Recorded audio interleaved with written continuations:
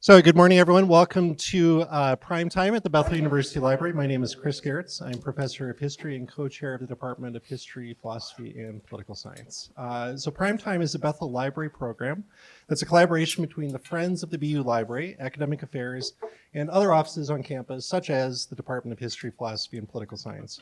It celebrates learning in and out of the classroom of Bethel faculty, students, and staff, and also guest experts in this case. So thank you very much for joining us, whether you're here in person or watching recorded on YouTube somewhere. We have a full schedule in store starting today. So before we get to this morning's talk, let me just let you know what's coming up. After prime time today, so about 20 minutes after Nancy is done, students from Intro to Creative Writing, taught by Associate Professor of English Angela Shannon Preston, will be here reading from some of their original work. So stay to listen, grab some lunch, come back, enjoy this creative time. It starts around 12:20 in the same place. And then next Tuesday, April 4th at 11:15 a.m., Drs. Edie Shapolsky and Samuel Zelenga from the Department of Social Work will help identify how neoliberalism impacts social work practice and education, so you'll want to come back for that. Okay, then before I introduce today's speaker, let me also recognize one more distinguished woman, and that's Carol Craig, who worked in this very library for over 30 years and is sitting where I'm looking right now. After the 2021 death of Carol's husband, Kevin, who was a long-serving ancient medieval history professor at Bethel, Carol created a memorial in his honor, a History Excellence Fund that enables us to arrange special opportunities for students and faculty, including this talk and 3 class appearances that our speaker has made this week. So first of all, thank you, Carol, for that. If you're interested in giving to that fund, you can find me after the talk and we'll take out your checkbooks. Okay, today we are happy to celebrate Women's History Month by welcoming to campus a biographer of 2 remarkable 19th century American women. Dr. Nancy Koester is a graduate of St. Olaf College and Luther Seminary. In addition to being a pastor and spiritual director, Nancy is a distinguished historian of religion in America, who has taught at Luther Seminary and other area institutions and written 3 books. After publishing an introduction to the history of Christianity in the United States with Fortress Press, she earned a Minnesota Book Award in 2015 for her religious biography of writer Harriet Beecher Stowe. Last month, she added a second contribution to Eerdmans' Library of Religious Biography series. We Will Be Free tells the story of the life and faith of abolitionist and women's rights activist Sojourner Truth. It's available in bookstores, physical and online, and coincidentally, over at that table right over there. So on your way out, perhaps pick up a copy. It's $25 cash or check. You can talk to my TA Kyle over there. And you can also apparently send a check, and I think Nancy might even sign your book if you ask very nicely. Without further ado, let's welcome Dr. Nancy Koester to the primetime stage for her talk on the life and faith of Sojourner Truth. It is a pleasure to be here and an honor to be here, and I'm very grateful to Chris and Anne and to others, Bruce over here, others who have been working to make this event possible. Thank you so much for being here. It is my honor to talk about Sojourner Truth. I've been working on her biography for about 8 years, in and amongst other things, and it's truly a joy when you've been working on a book for so long and it finally comes out. So what I want to do today is give an introduction to her life, perhaps read a few excerpts from the book. We'll see how the time goes, and then take some time for questions, comments. And I'm glad that some of you have found the refreshments. If you didn't notice, there are some right over there, so help yourself to that. So this is the cover of the book, and sometimes people have asked me, did you choose this cover? And I said, no, I did not. I really expected to have a traditional photograph from like 1865 of Sojourner Truth. But the people at Eerdmans said, if you look at books of Sojourner Truth, they all look alike. They all have those same pictures. So we want to do something different. So this is a poster from the 1970s, and it shows her rolling up her sleeve and showing her arm. And that refers to a speech that she made where she talked about how strong she was because of all the physical labor that she did as a slave. And she said, she was saying that her strength was part of her womanhood. In those days, people of means, people who had money, thought that womanhood meant being delicate and frail and having other people kind of take care of you. Well, she was not having it. And she let people know by saying in her speech, "Ain't I a woman? A strong, strong person." So that's a little bit about the origin of that cover. One thing I like to do when I talk about Sojourner Truth is to distinguish her from Harriet Tubman. The reason I do this is because so many people confuse these two people. And you can see why, because they were the two most famous Black women of the Civil War era. But so often this has happened to me where someone says, "Oh, you're going to talk about Harriet Tubman." No, I'm not. But because of that, it's important to differentiate between the two. This bust of Sojourner Truth is now in the United States Capitol. It was the first bust of a Black woman to be dedicated there. It was a very significant moment, but it identifies her as a suffragist and an abolitionist.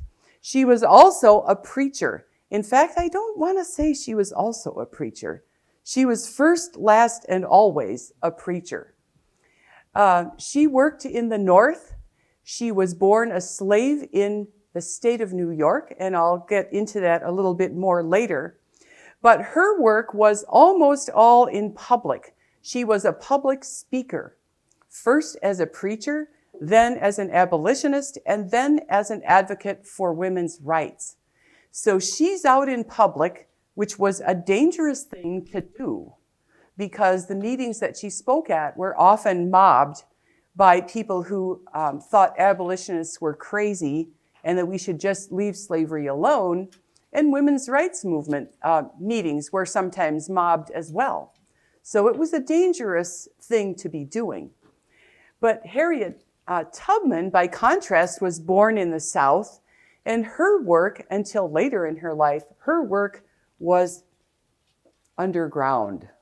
And I use that word on purpose because she was a conductor on the Underground Railroad. She made many trips back into her native state of Maryland to help free people who were enslaved.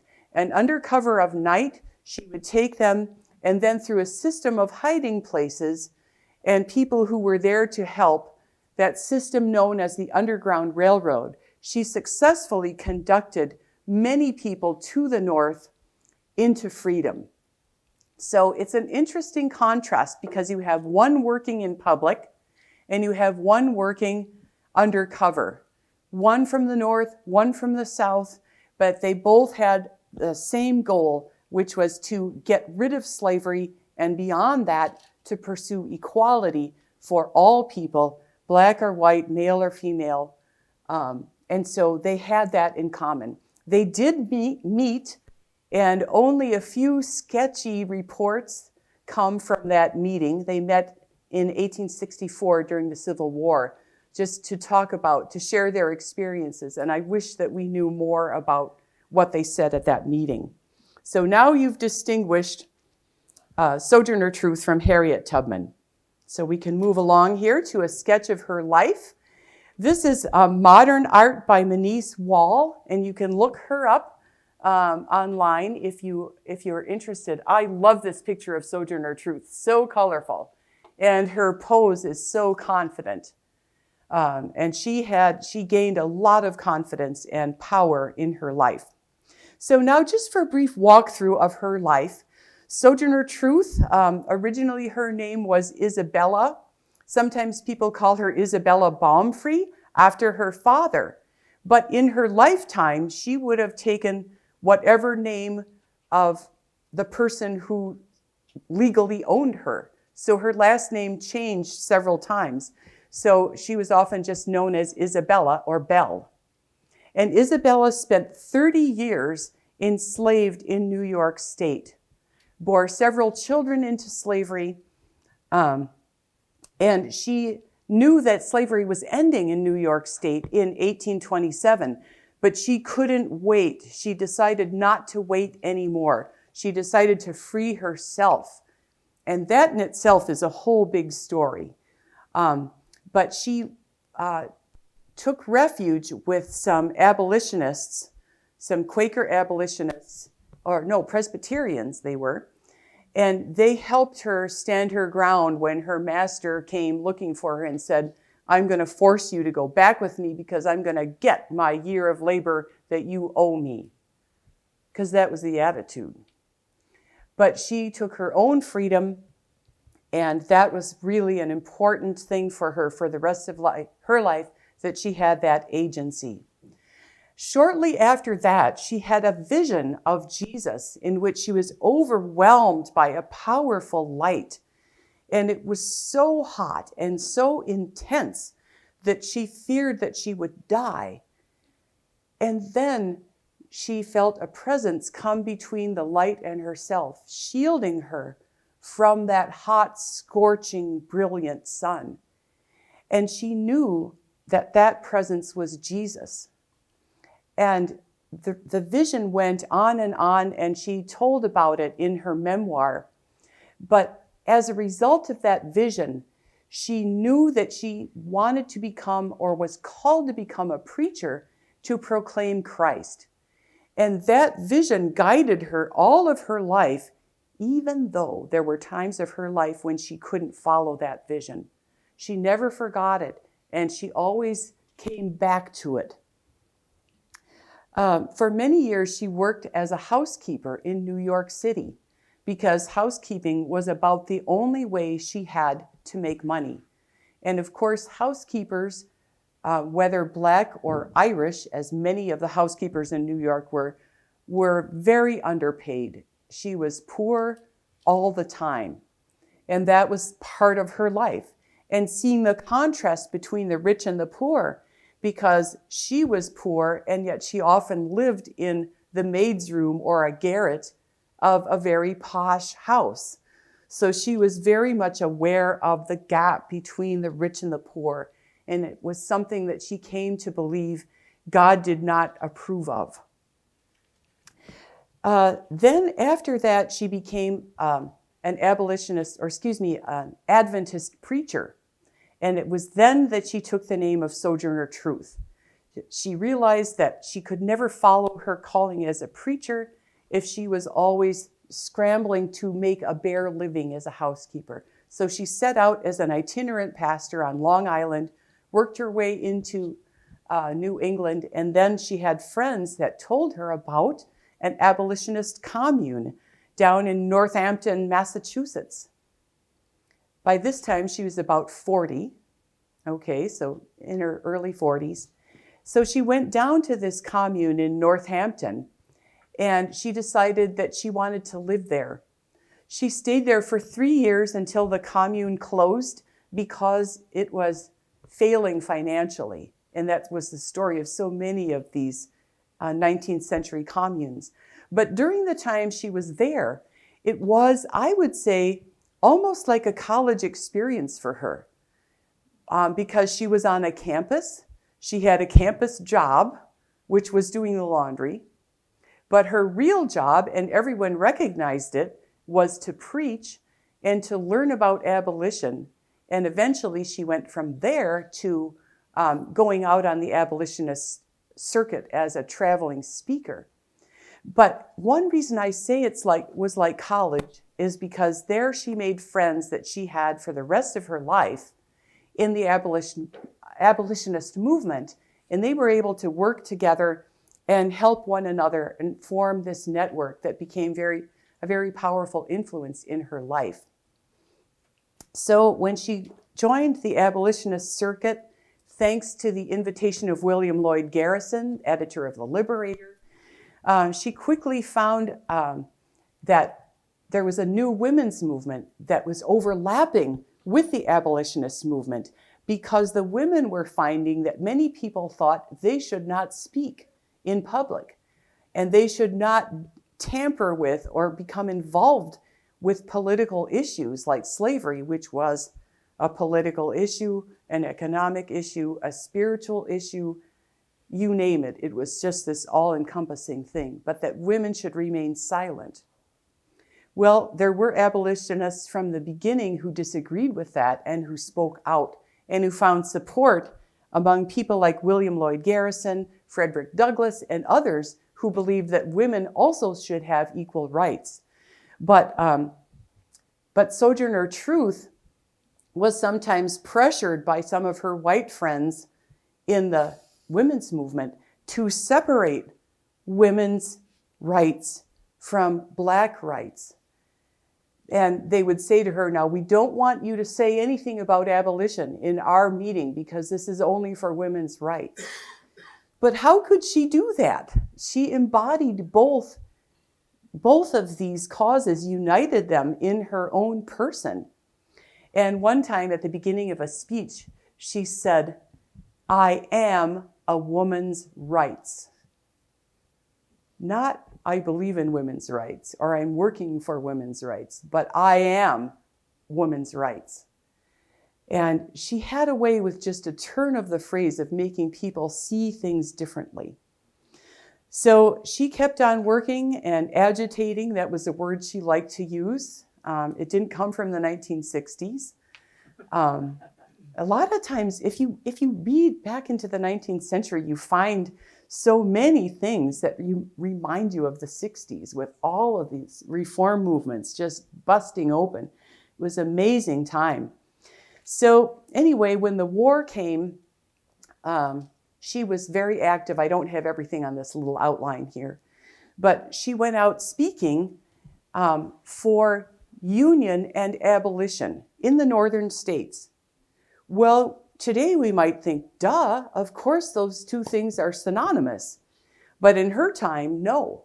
There were a great many white people in the North that said, we are fighting for the Union and we don't care, I'm censoring this quote, we don't care about slavery. There were a lot of people who said that. As the war went on, the tide turned. I'm not saying everyone agreed with abolition in the North, because they didn't. But I'm saying that public opinion turned much more toward the abolition of slavery as being united with the Union cause. And the Emancipation Proclamation that Lincoln signed in 1863 was a big impetus for that. Sojourner Truth visited Lincoln in the White House in 1864. And we know quite a bit about that visit because Sojourner Truth published a couple articles about that. And so did the person who accompanied her on that visit. I have to kind of step aside from this and say, oh, by the way, I forgot to mention that Sojourner Truth did not read or write. Yet she broke into print. She found ways to do that. She dictated letters. She dictated newspaper articles. And she worked with another person to get her memoir written down. So she had so much agency. She knew how to make things happen. And even though she didn't read or write, she had talents that really compensated for that. She was an excellent public speaker, had a razor-sharp sense of humor, and she was a singer. I'd give anything if I could hear her voice. But she was said to have a very deep and powerful voice for singing. And I like to think of Odetta, the folk singer from a few decades ago, who had a very deep, powerful voice. I think that these two women had something in common. But she visited Lincoln in the White House and had articles published about that visit and what they said. And she worked in what I call refugee camps. I don't think they used that term then, but these were villages like Freedman's Village in Arlington, Virginia, and there were several other so-called villages in Washington, D.C., where freed slaves could live. And people who ran away from slavery and toward freedom. They were refugees from war and slavery. And the living conditions became horrible in these camps because they were way overcrowded. Tens of thousands of people came flooding from the south to Washington, D.C. and other places, but Washington was a hub. And pretty soon they found that there was no place for them to live. It was hard to find work. And Sojourner Truth was one of many people, black and white, who came down from the north and also who came from Washington, D.C. to work with these freed people and help them learn skills that they would need to make a transition from slavery to freedom. While she was there, she also fought to desegregate Washington, D.C. streetcars, which really amazed me when I thought of that, because I thought that was the Freedom Riders in the early 1960s. But no, she was working on that back then. And so I want to read a little excerpt about that from the book. And I just also need to say, people, when they hear the word streetcars, are maybe thinking, wait, they didn't have streetcars back then. Well, they were horse-drawn. Horse-drawn streetcars that ran on rails like a train. And there was a whole system of these streetcars in Washington, D.C. And Sojourner Truth needed to ride those cars because she was going back and forth. She worked not only at Freedman's Village, but at a couple of other places where she volunteered. There was a Freedman's Hospital and also an orphanage.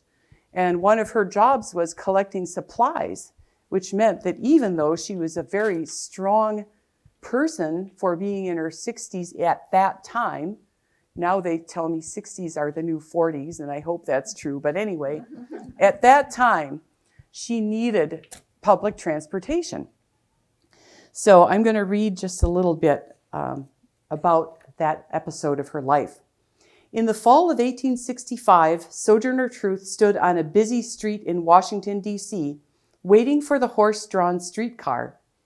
The Civil War was over, Lincoln was dead, and nobody knew what the future held for nearly 4 million freed people. Truth had come to town to work with these people who crowded into the nation's capital. She was strong and vigorous for a woman in her late 60s, but she couldn't walk everywhere, especially not when she carried supplies to the Freedman's Hospital. Truth saw the streetcar coming. She raised her arm to signal for a stop, but the driver passed her by because, as far as he was concerned, the seats in this car were for whites only. This was the second time in one day a streetcar driver had snubbed Sojourner Truth. "I want to ride," she shouted. "I want to ride." Her powerful voice rang out over the crowded street. All her years as a preacher, lecturer, and singer gave Truth vocal power. When she hollered, horses tossed their heads, they laid back their ears, and balked. The streetcar stopped, blocked by other carriages and wagons. Sojourner Truth strode forward and jumped onto the streetcar that had passed her by. "Ha ha!" The people on the street laughed and shouted in support of Truth. "She has beaten him," they said, him being the conductor. The horses began to pull again, and traffic lurched forward. The conductor was not amused. "Go right up in the front where the horses are," he barked. Blacks were not supposed to sit in the car, but they could ride standing up on a small platform just behind the horses. There was no seat, no shade or shelter. Those forced to ride that platform could easily be splattered with mud or covered with dust, and they always had a close-up view of the horses' backsides. "I am a passenger," Sojourner said, settling into her seat inside the car. "Go forward where the horses are," the conductor said, "or I will throw you out." "I am from the Empire State of New York and know the laws just as well as you do," Truth countered. And in fact, Truth had the law on her side, because in March 1865, President Lincoln signed a new bill into law.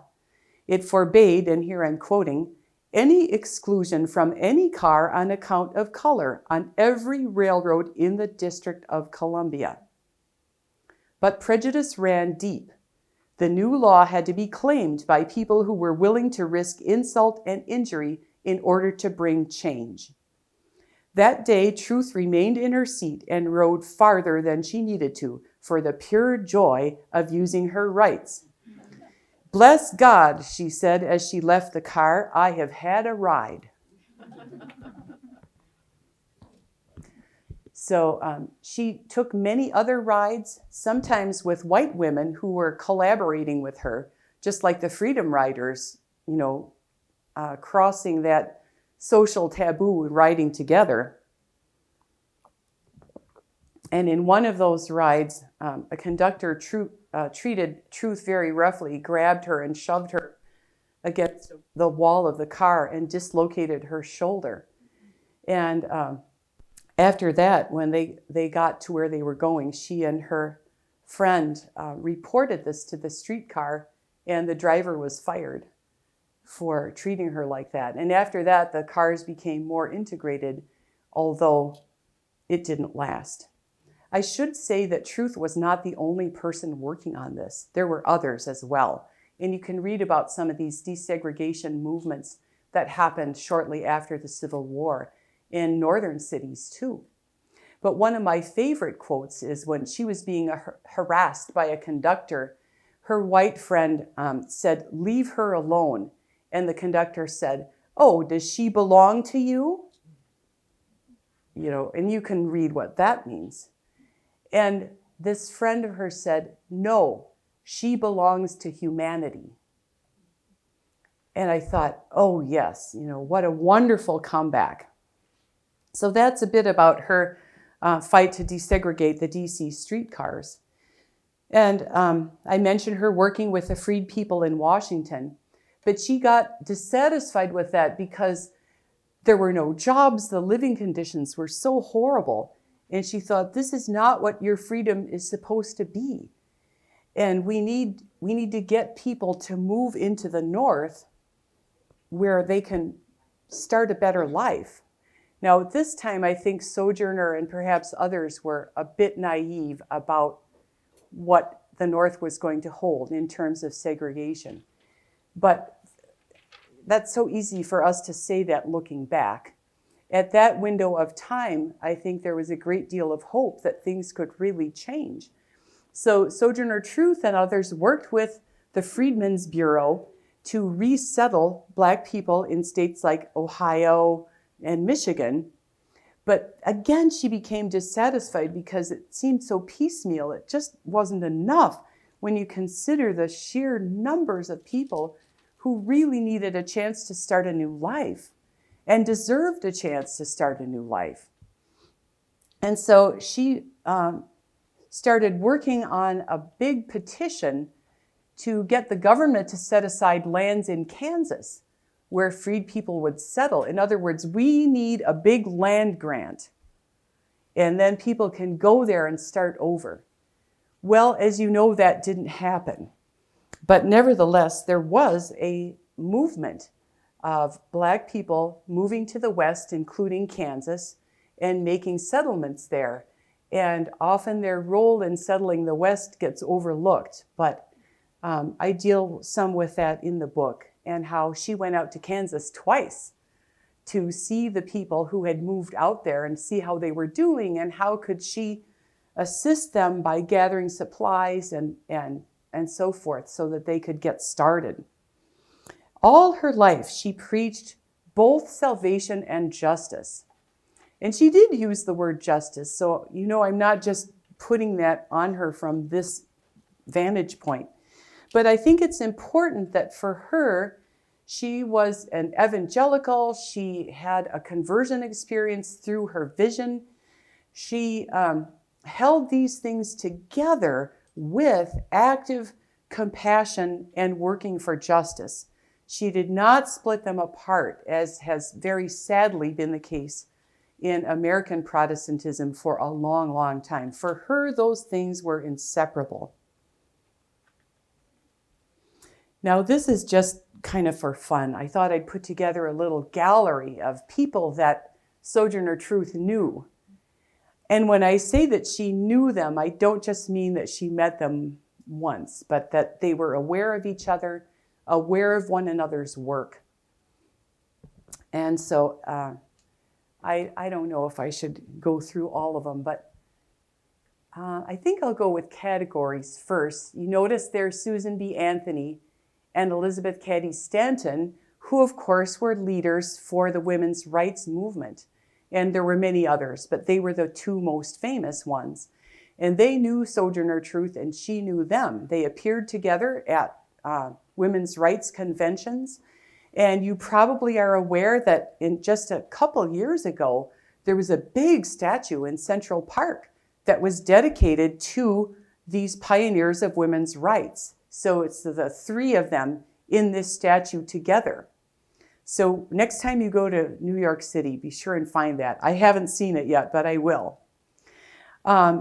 Elizabeth Cady Stanton wrote this large history of women's rights. And in it, she included material about Sojourner Truth that has become very important to historians to use going forward.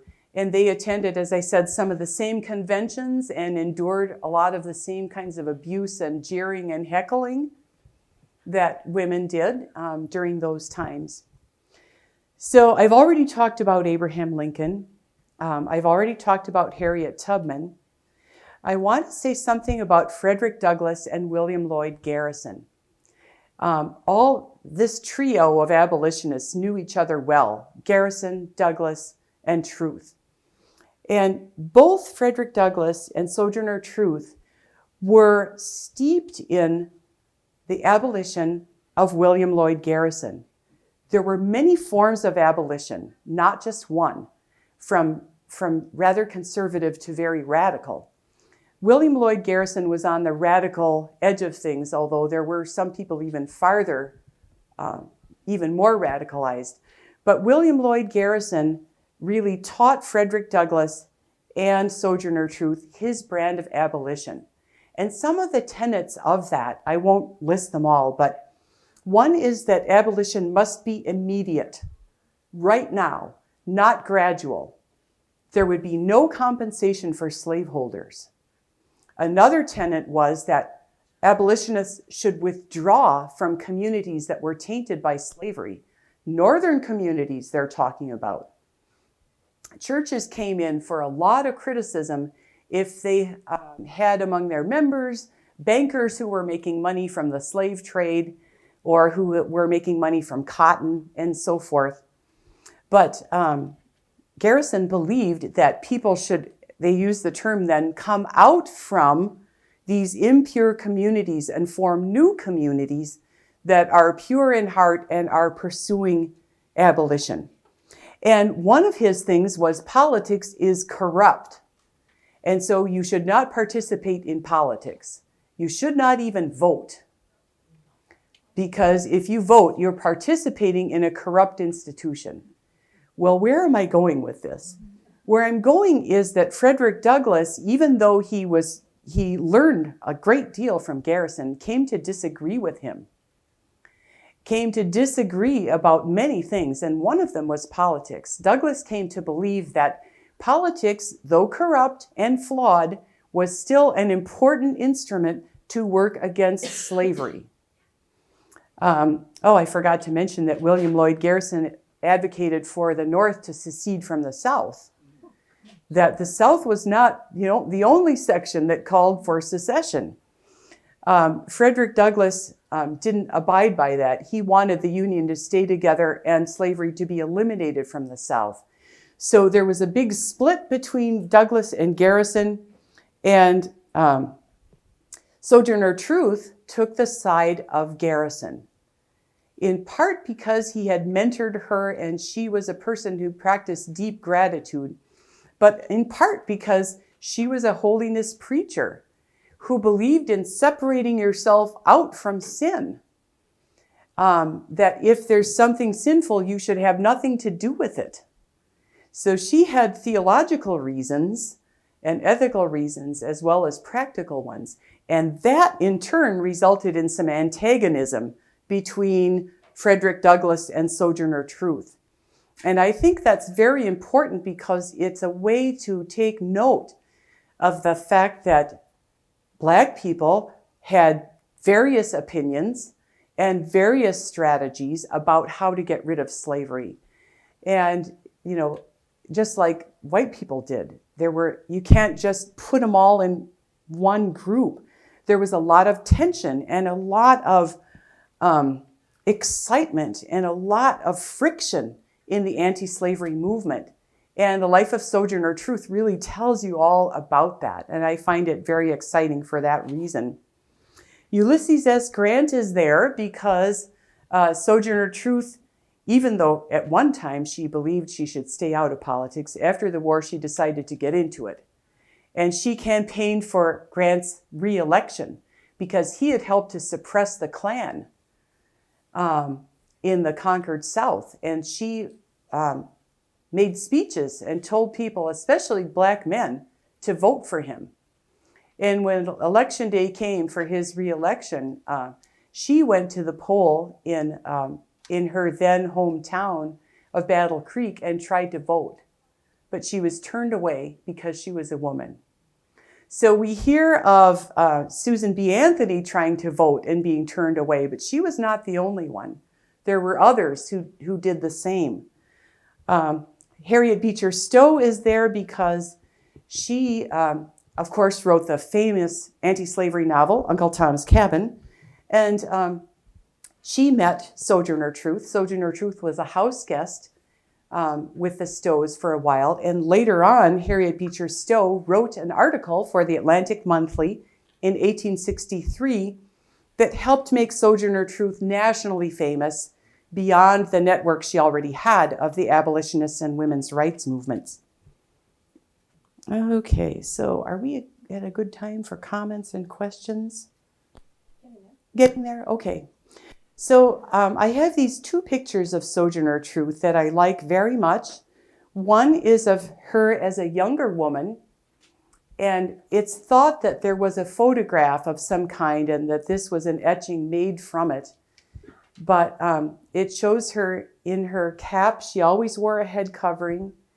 And I love that look of strength and dignity and defiance on her face. And maybe you'll say I'm just imagining things, but you know, it's kind of fun to do that. I also see a glint of humor in her eyes. She could be very, very funny as a public speaker. And she used humor to disarm her foes. She was very, very good at that. Then on the other side, you see an older Sojourner Truth. She had many photographs taken of herself after the Civil War, and she would sell them for a quarter apiece when she spoke at meetings, and that was one of the ways that she earned money. Now, this particular picture doesn't have it, but most of them had a little motto on the bottom that said, "I sell the shadow to support the substance." The photograph was the shadow. And it was a reminder, folks, you know, I'm out here doing all this work and I'm not getting paid. So she would take up a collection or she would sell photographs or both. But as I look at her, I see so much dignity and intelligence. Here's one more final portrait, and then we'll go to questions and comments. This is in Florence, Massachusetts, which is a suburb of Northampton. It's a modern sculpture, and it's so very lifelike that the first time I saw it, I was really startled because I thought, that's her, that's her. It really took me by surprise. But what I want to point out is if you look at the top picture, look closely at the knuckle of her forefinger, and you'll see that the knuckle is all there is. Her forefinger is missing because of an accident that she had in slavery. It was a farming accident in which part of her finger was severed off. And that was one of the scars that she bore from slavery. And she also had scars on her back from beatings that she had suffered when she didn't understand her master's commands. And she didn't understand them because he was speaking English and she spoke only Dutch. I forgot to say that her native language was Dutch. Because of that area in New York where she was born, Dutch was still widely spoken. So you see this maimed hand, but is still very strong, gripping the cane. But as you look at the other hand below, she's speaking in this picture, and you can see the passion and the strength. And you can also see that that is a hand that is used to hard work. And she was always proud of that. She refused to ever let herself be denigrated because she had done so much manual labor. For her, that was a badge of honor and pride and essential to her humanity. So if you look at these two hands together, you can see something of her personality and character. And I do know that this picture was made, the sculpture was made through the use of many pictures that the artist studied in order to get the best representation that he could. So let's open this up to comments and questions.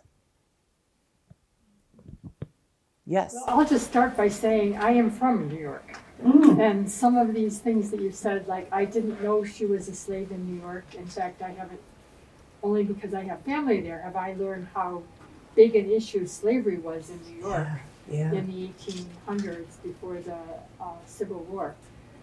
And not only am I from New York, I'm actually from Seneca Falls, which is Oh my gosh, wow. Elizabeth Cady Stanton. Wow. And so I'm familiar with all of the things that came out of New York in terms of abolition, in terms of women's rights. Yeah. There was just all kinds of movements all across that state, which is hard to even keep track of because there were so many. At the same time, people were holding slaves. Yes, it was a hotbed of reform as well as, its share of oppression. And I think it's interesting that a lot of the settlers who came to Minnesota, we think often of the Scandinavians, but there were a lot of New Yorkers and Yankees and New Englanders who helped settle this state, and they brought many of those impulses and commitments with them. Yeah, thank you. I mean, do you know off the top of your head where it was that she was a slave for 30 years? And I was trying to think of what area of the state. New Paltz, New York. And there are a number of really small communities around there, but that was kind of the central location. So she didn't move very far, but if you think of that as a center. And she also worked, after she became free, she worked in Kingston for many years too, or several years. Yes? Did she ever marry, and how late did she live? I mean, how old was she when she died? Oh, well, there was a lot of controversy about how old she was, but she was, she died in 83. So she was 86 years old. Historians think she was born in 1797, but they haven't been able to find a record for sure. And I didn't talk about her family simply because our time is so limited, but she was forced to marry an older man who was enslaved on the same plantation. They had 4 children together, and 5 actually, and 1 died young. And she wasn't able to raise those children because she couldn't make enough money. And so most of them ended up staying in with their former master because there was an indenturement or indentured servitude that came as a transition after New York's emancipation. So it's a little tricky. It wasn't just, everybody's free in 1827. They forced the young people to remain enslaved until they were into their 20s. And so they stayed there, and Sojourner would go back and visit them. Yes? So Nancy, why did this book seem timely to you? And I know they're kind of two, like, why was it timely to you as an author to write this? Why do you think it's timely for us as readers to encounter it? Well, I think it's timely because a lot of the things that Truth was working on have not yet been resolved or have been improved since the Civil Rights Movement, but not resolved. That I used to believe that the Civil Rights Movement took care of everything, and that's because I was naive and I just didn't know. But now with so many deaths of Black people, and especially men at the hands of police, and the big differential in wealth and the ability to accumulate wealth that arose from slavery, but also from being excluded from the GI Bill after the war, and there were many after World War II, and there have been many things like that. So I think that the work toward living up to our nation's ideals goes on. So it was, I was very much aware of this while writing the book, but I thought, I'm not enough aware of this. I'm too distant from it, and my life is too safe. And I didn't know what to do about that. But I did go on a civil rights trip to the Deep South to meet with some of the people who had been involved in the civil rights movement when they were, young and are still living and telling people about it. And one of the things that I got from that was the suffering that people went through and the fear, but also the joy that people had in making some progress and in being together in spite of everything, and how deeply they were grounded in churches. A great many, not everybody, but a great many were. And that made me think of Sojourner Truth and also the use of music during the civil rights movement. She did a lot of singing, Sojourner did, and she used that to inspire people and to unify people so that they would have the courage to do what they needed to do. And you find some similar themes in the civil rights movement.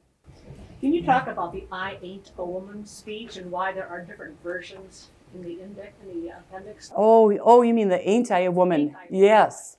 Okay, I'm just thinking here. I've got some work on that in the book. And she gave that speech in 43, I think. Correct me if I'm wrong, but no, 53. And it was written up by an abolitionist editor in a short form. And later in 1863, it was written up by a woman who was a journalist, and she added a lot of details that historians dispute. That, things that maybe she didn't say or that, maybe weren't true. And I work on that in the book. But historians do agree that the earliest version of that speech was the most accurate one. It's as close as we can get. Do I have time to read it? It's short. Okay. So this is it. And I think you won't hear the phrase, ain't I a woman? My approach is that ain't I a woman question is part of her legacy in a more general sense, even though it wasn't in the original speech. One of the most unique and interesting speeches of the convention was made by Sojourner Truth, an emancipated slave. It's impossible to transfer it to paper or convey any adequate idea of the effect it produced upon the audience. Those only can appreciate it who saw her powerful form, her whole-souled, earnest gesture, and listened to her strong and truthful tones. She came forward to the platform and, addressing the president of the convention, said with great simplicity, "May I say a few words?" Receiving an affirmative answer, she proceeded, and now the rest is her. "I want to say a few words about this matter. I am a woman's rights. I have as much muscle as any man and can do as much work as any man. I've plowed and reaped and husked and chopped and mowed, and can any man do more than that? I have heard much about the sexes being equal, but I can carry as much as any man and can eat as much too if I can get it. I'm as strong as any man that is now. As for intellect," and she's saying this because people at this convention had debated whether women had, a lesser intellect than men. "As for intellect, all I can say is if a woman has a pint and a man has a quart, why can't she have her little pint full? You need not be afraid to give us our rights for fear we will take too much, for we can't take more than our pint will hold." And I think she's just making fun of that whole idea. "The poor men seem to be all in confusion and don't know what to do. Why, children, if you have women's rights, give it to her and you will feel better. You will have your own rights and they won't be so much trouble. I can't read, but I can hear. I've heard the Bible and have learned that Eve caused man to sin. Well, if woman upset the world, give her a chance to set it right side up again. This lady, and she's referring to someone else at the convention, this lady has spoken about Jesus, how he never spurned woman from him, and she was right. When Lazarus died, Mary and Martha came to him with faith and love and besought him to raise their brother. And Jesus wept, and Lazarus came forth. And how came Jesus into the world? Through God who created him and the woman who bore him. Man, where was your part? But the women are coming up, blessed be God, and a few of the men are coming up with them. But man is in a tight place. The poor slave is on him, woman is coming on him. He is surely caught between a hawk and a buzzard. And that's it.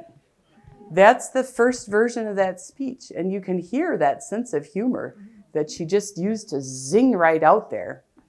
And I think her sense of humor helped people let go of their old ways of thinking so they could think in a new way. So that's what I have for you today, and I thank you most kindly for coming. Appreciate it very much.